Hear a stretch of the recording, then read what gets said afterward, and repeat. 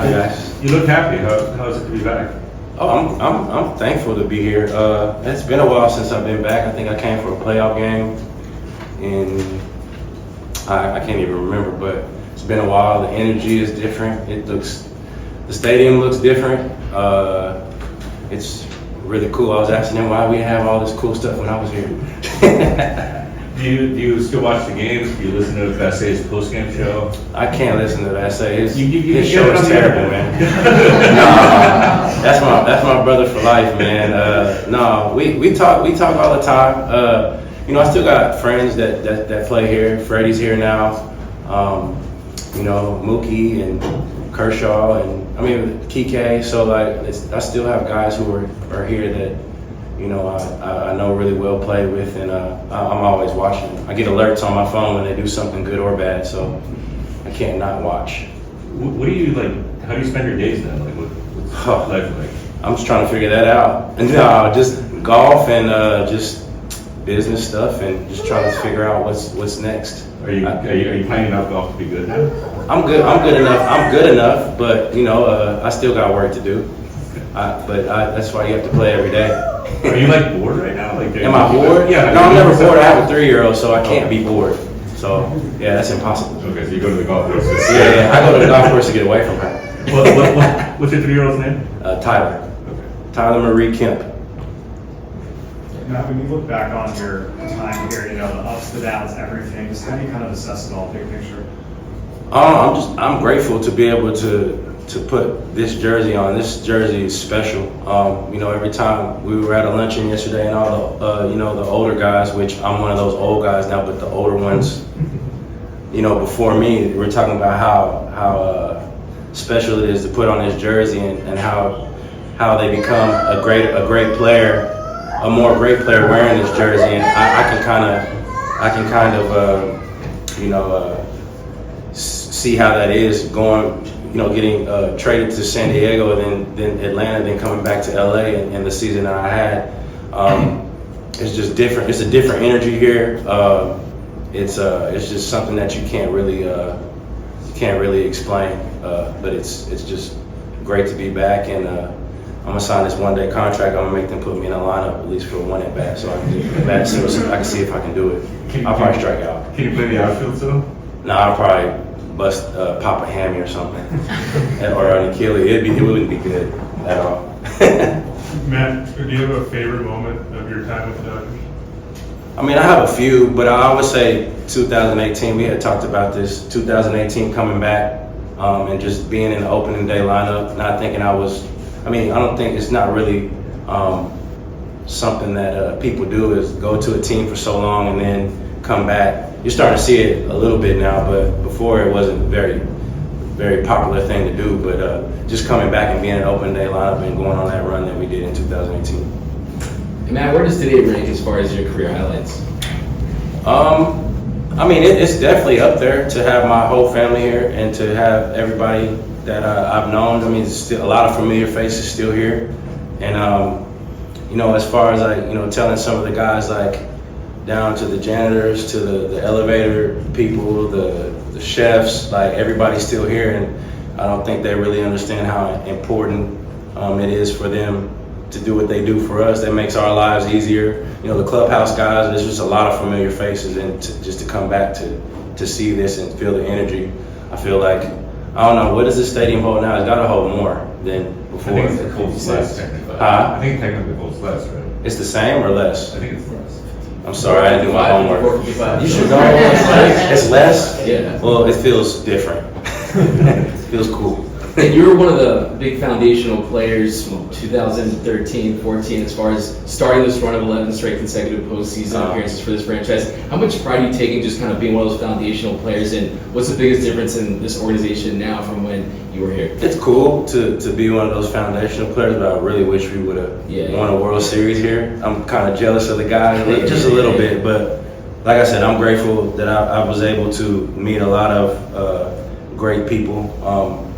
Maury Wells, Don Newcomb, Gene Klein, George Hendricks, Terry Collins. There's a lot of guys that helped me, taught me about the Dodger way in the minor leagues and helped me become the baseball player I was and even the man I am. So just grateful for the organization to, you know, in the minor leagues, Dodger minor leagues are different. Like, you got guys down there that, you know, really like teach. And one of the cool things about being in LA is they made you learn the history of LA and who came before us. And just grateful to know those guys. And, you know, I miss some of those guys who aren't here with us now. Tommy, I met Tommy in 2007 in Columbus, Georgia.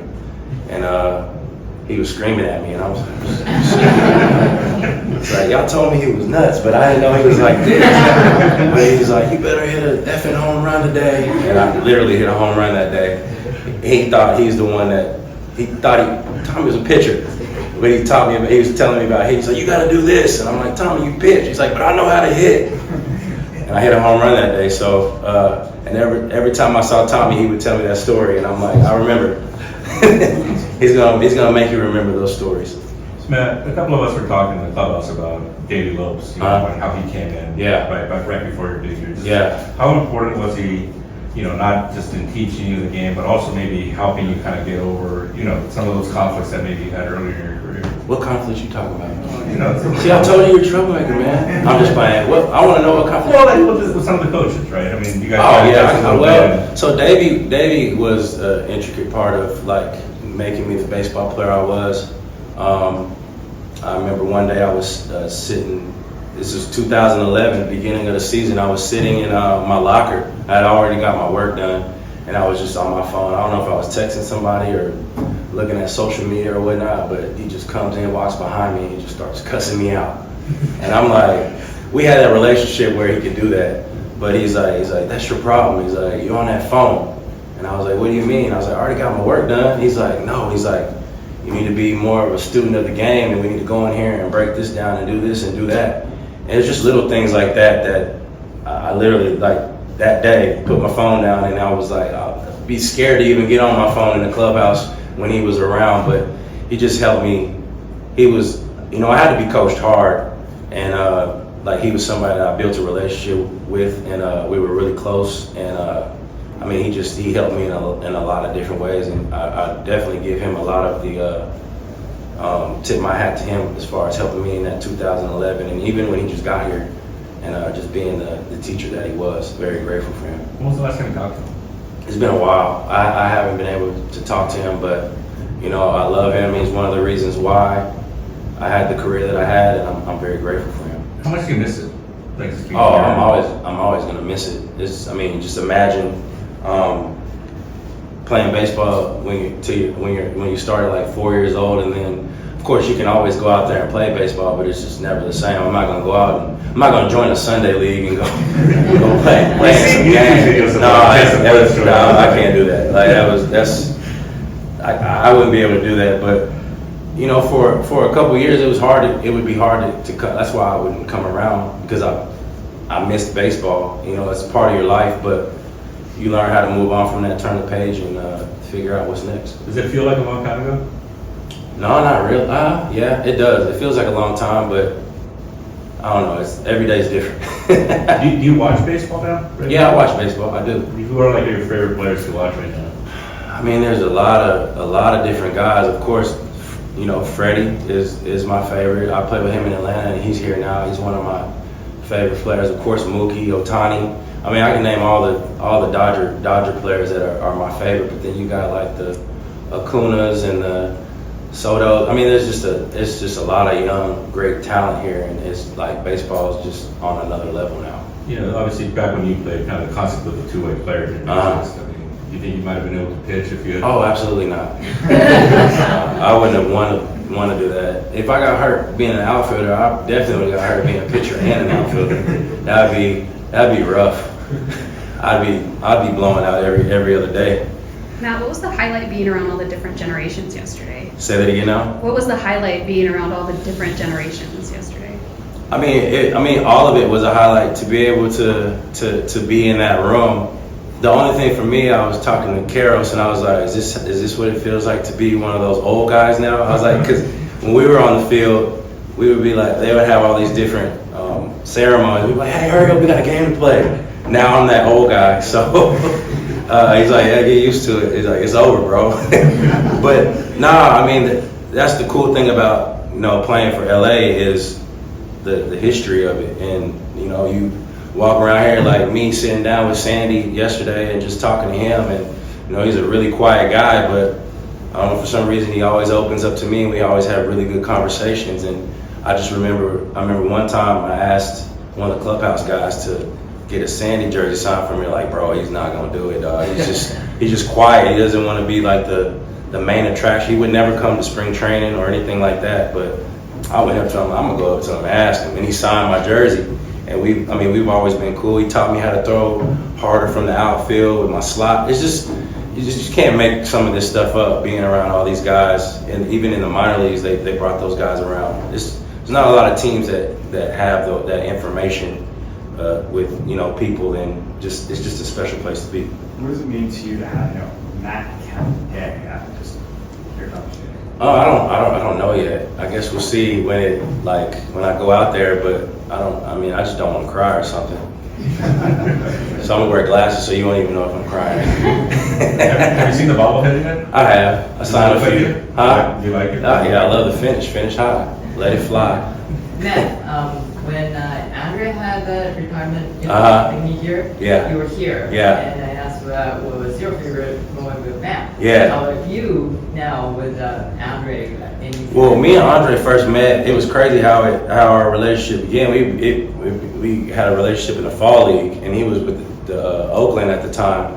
And we were teammates. We won the Arizona Fall League championship, and you know, he was doing really good. And then after we won that, he ended up getting traded to the Dodgers, and then we just built this relationship. But there's so many different moments that I really can't just pick one, because we were like at the height of our career together, and we did so many special things together.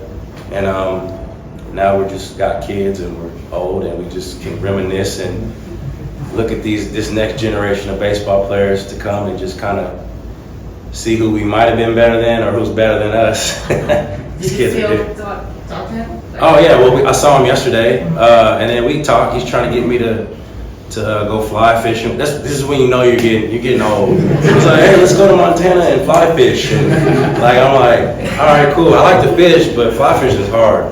That's just a different animal. So yeah, where it used to be like when you're younger, you go to like the beaches and different things. Now we're going to like Montana and Idaho and some of these like beautiful places, but it's just pretty cool to do that with him still. Matt, was it a hard decision to like make the final like I'm retired call? Yeah, that's why it took so long. Yeah. Because I think, you know, you want to retire on your own.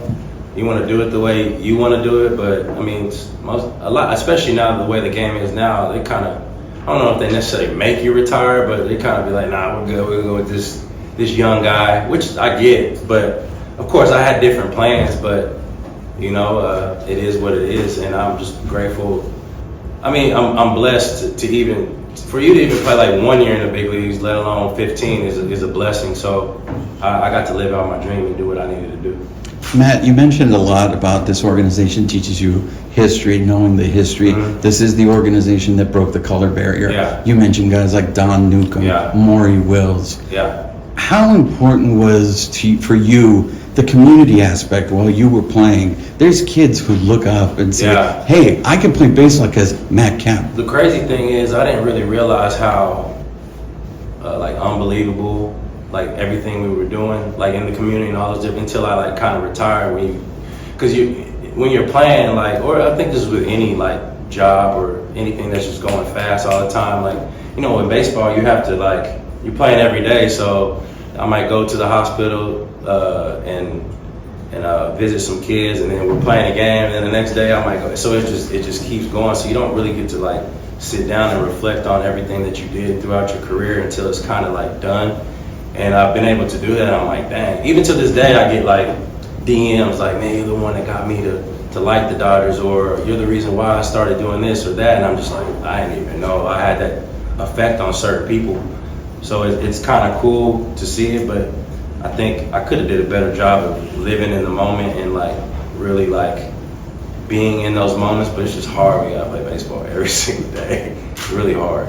but it's special to, like I said, to be in a Dodger uniform, and I'm sure they're doing so many more special things, you know, now that it's probably even more than we did when we were here. So it's cool.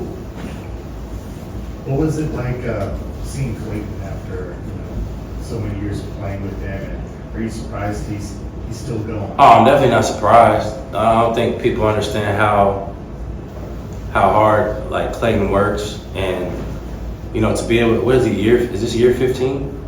17? Oh, my bad. Like, you got me beat. No, 17 years. I mean, just coming up, his attention to detail, and you know, Clayton gets a lot of hate for, you know, maybe not performing in the playoffs, but I mean, this dude is like from on the field to off the field. Like he's a first ballot Hall of Famer. He's won multiple Cy Youngs. He's won MVP. He's done all these different things. This dude's a special cat. Like family man. Like you won't meet anybody like Clayton. Like if I had a son, I would want him to be like Clayton Kershaw, because he's a great dude, and he works his butt off. And I'm just thankful for those guys. You saw him obviously when he used to throw it really hard. Mm-hmm. And now he, you know, a little slower, right? Yeah. I mean, are you amazed at all? Like, how is he getting people out? Nah, the thing is he knows how to pitch. Like, it's like Greinke. Greinke, when he first came up, he was throwing 98, 99. But, I mean, if you can hit spots, I mean, look at like Greg Maddux.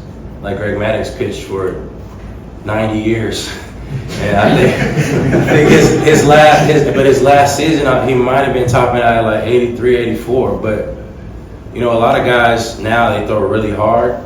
But these guys back then, I'm not like hating on the younger guys. These guys throw hard, like it's nuts. But like these older guys, they know how to hit spots. They know where to put pitches. It's not how hard you throw. It's like how you hit your spots and mix up your pitches. And Clayton's able to do that. He still has a really good curveball that can throw you off of an 88, 89, 90 mile an hour fastball. I mean, I don't know what he topped out at his first start, but I'm sure it's not 98. But this dude's numbers don't lie. Like, if you can pitch, you can pitch. It doesn't matter how hard you throw.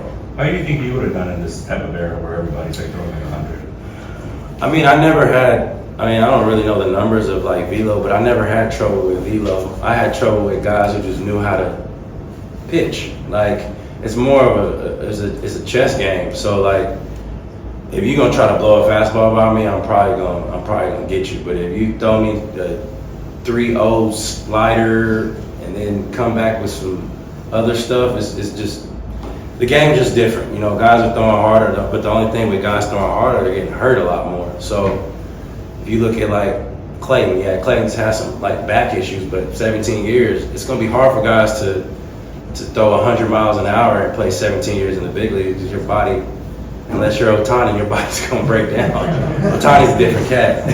He's had 2 of these. Yeah, but he's still hitting bombs. Oh, I can't pitch. All right, I'm gonna hit 50. I can't throw 100. 2011, you hit 39 home runs, 40 stolen bases. Yes. And the other is getting close to 40-40. How difficult it is, and it's very difficult, but I think he's gonna be able to do it. How many stolen bases does he have now? 35? 32? Oh, he's got that easy. That's gonna be easy. He'll be a 40 guy. He'll beat me because he's got 35 now home runs, and it's not even in September. You ever wish that year that you almost got there, right? Did you guys play 161? Yeah, we missed it. Oh, we played 162. I was hot at the end. I would have hit a home run, but it didn't happen. So it is what it is. No, Ohtani's special. It's special what Ohtani's doing. I mean, nobody's ever seen anything like that. But to be able to have Tommy, I think as a position player or a hitter, if you get hurt as a position player or a hitter or a pitcher, like you don't really get to like bring value to your team. But if I get hurt being a pitcher, I can go be a hitter and bring just as much value. He's different. Yeah, he's different. I gotta get a jersey signed by him, so yeah, I have to. Is that it? Thanks, man. You got it easy. Thank you.